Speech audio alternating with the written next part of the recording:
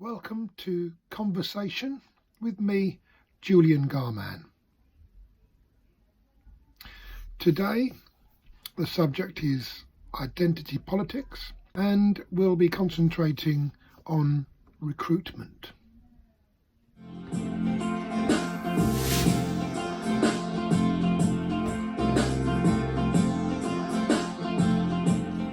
Now, the government set laws and rules that have to be abided by. They set targets that all companies must achieve. We are publishing diversity profiles for every police force in England and Wales to show local communities up and down the country just how representative their police force is or isn't.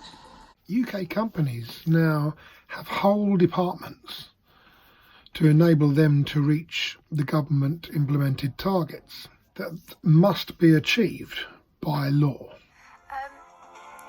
I guess in essence a lot of what I do is about people. My background is employment law, HR, as well as diversity and inclusion, cohesion. They are also given incentives and bonuses for reaching the targets, and publicly humiliated if they fail to reach those targets. And I hope these figures will provide chief constables with the information they need to identify areas for improvement and for the public and PCCs to hold them to account. Racism has to be applied in some form or another by all businesses now to reach the targets imposed by the British government. They implemented 3 selection principles, the first one being anybody that passed who identified as female, black, minority, ethnic, LGBT or disabled were automatically then given a conditional offer. It breakdowns for officers in each force by gender and ethnicity. The second principle was if anybody speaks British as their second language, English as their second language, they were offered a job. And then thirdly, anyone that already works for the organisation, whether that be PCSO or police staff, they were automatically offered a job, and those filled those 85 places. Well, back in 2015, Cheshire Police was one of the 4 forces shamed by the fact that they had 0 black officers. This data shows that 4 forces do not employ any black or black British police officers at all. Home Secretary then was Theresa May, told police chiefs it was simply not good enough. It is simply not good enough. Which also showed just 28% of the police workforce were female. It should be a wake-up call. So female officers make up 28% of all police officers, but 51% of the total population. You become a victim of the police's efforts to change their image by recruiting more officers from different groups. The Labour government created the Equality Act 2010. It should have actually been called the Inequality Act 2010 legislation, a racist and sexist document. It was brought in by the Conservative Liberal Alliance. You might be aware that something called positive action is entirely lawful. Positive action. Politicians use a lot of nice words. Positive discrimination, which is, of course, discrimination. But they will put the word positive in front of it to fool the fools. It's about supporting people from underrepresented backgrounds into the police service. A number of large organisations and public sector organisations use that process entirely legal, entirely okay. I wonder sometimes whether some police forces are crossing the line now, but whether they are or they aren't. I've reported a few things to College of Policing before. It seemed a little bit ambivalent, but it is what it is.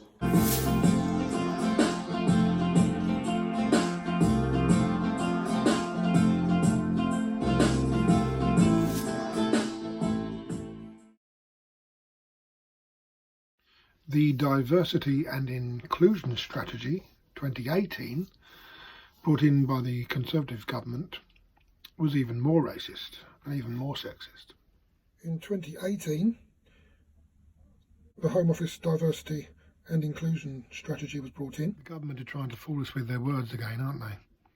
They're not going to this time, are they?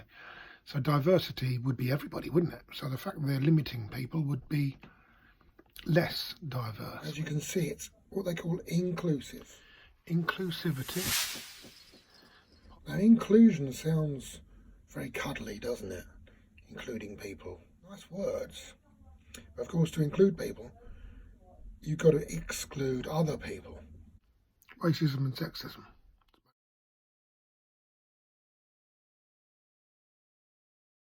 Include is the opposite of exclude. They're basically the same thing but opposites. Okay, white men in Britain have to score higher now on recruitment tests than women or minorities.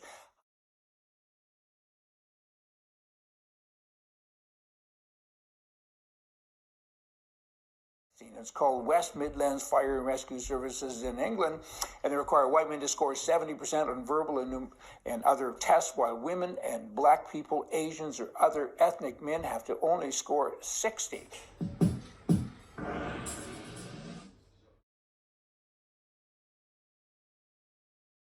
The change was implemented just a couple of months ago in 2017, and the program that they set up costs £100,000 a year plus £25,000 a month. They say here, 2,500, I should say, pardon me, for Facebook and other social media targets that they've set out for it. And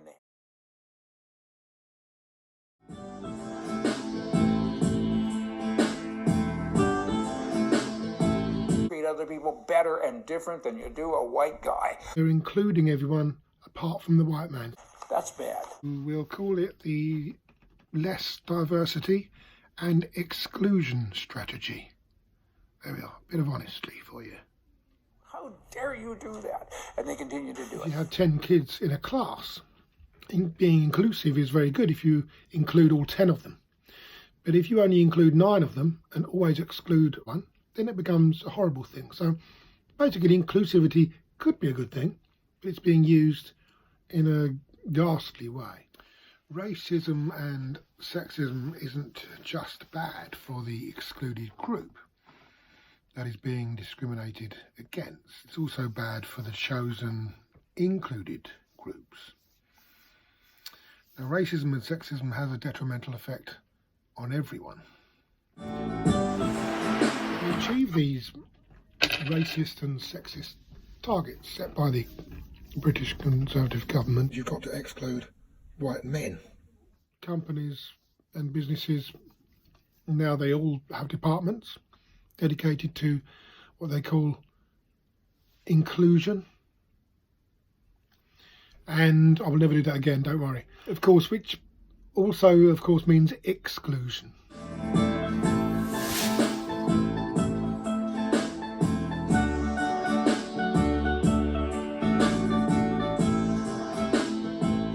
Thousands of jobs now you can get that are racist and sexist. HR Diversity and Inclusion Assistant, Diversity, Inclusion and Wellbeing Manager, Inclusion Specialist, Equality and Diversity Manager. There are so many. It's a massive business now. But that's another thing. That's another aspect to it, of course. People making a lot of money out of it now.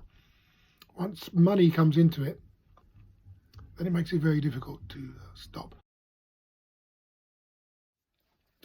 Racism and sexism isn't just bad for the excluded group that is being discriminated against. It's also bad for the chosen included groups. The group that has to score above 70% will on average be above the group that scores 60%. So you can see here how inclusive politics weakens the included people. Now, racism and sexism has a detrimental effect on everyone. Racism and sexism has always been bad and will always be bad.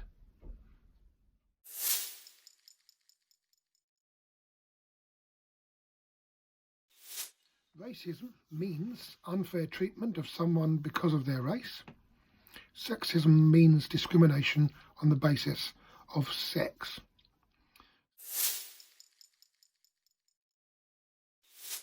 Martin Luther King said, "I have a dream that my 4 little children will one day live in a nation where they will not be judged by the colour of their skin, but by the content of their character."